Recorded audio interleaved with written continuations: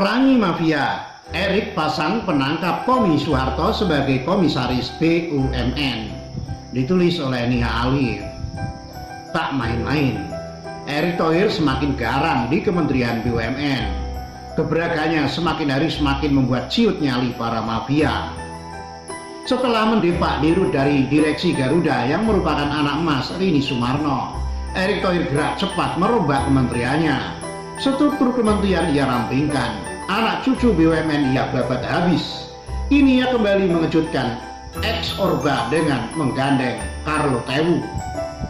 Namanya tak asing karena sebelumnya diberitakan menangkap gembong teroris Imam Samudra. Selain itu, nyali besarnya juga sempat membidik salah seorang putra cendana. Orang seperti inilah yang mendapat kepercayaan Erick untuk menjadi tangan kanan sekaligus komisaris BUMN.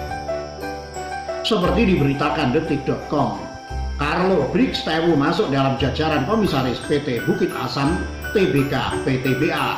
Carlo sendiri saat ini menjadi tangan kanan Menteri BUMN Erick Thohir. Ia menjabat sebagai Deputi Bidang Hukum dan Perundang-undangan. Dalam catatan detik.com, Carlo merupakan lulusan Akpol 1985.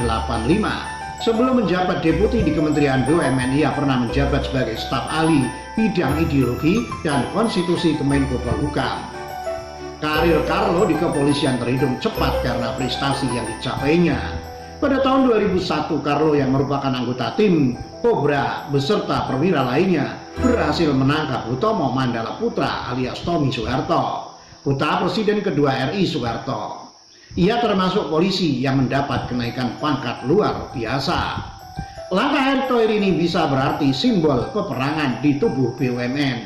Seperti yang kita ketahui selama ini, BUMN menjadi pusat mafia hitam bercokol.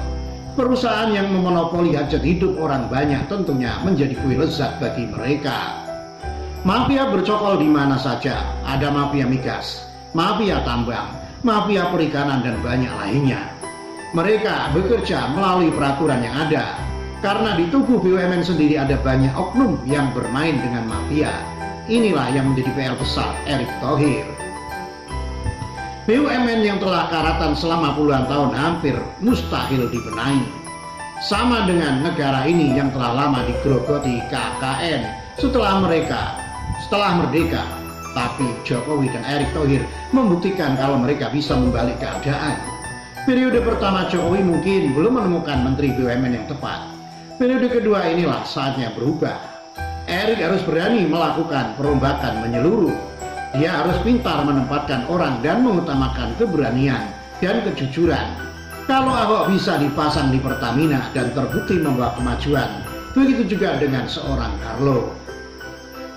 Keberaniannya dalam menangkap teroris maupun anak cendana patut diacungi jempol.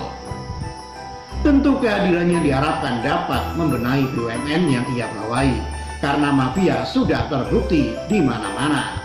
Bukan hanya mafia migas, tapi mafia tambang juga patut diwaspadai. Di Pertamina, Erick Thohir menempatkan seorang jenderal yang menemani Ahok sebagai komisaris.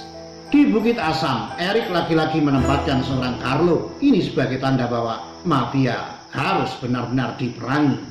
Kalau perlu menerkam mereka di lapangan. Seperti kasus minyak Zapati yang dilepas laut oleh Riza Khalid yang juga berkawan dengan cendana. Saat itu mafia migas sempat konfrontasi dengan Kapolri.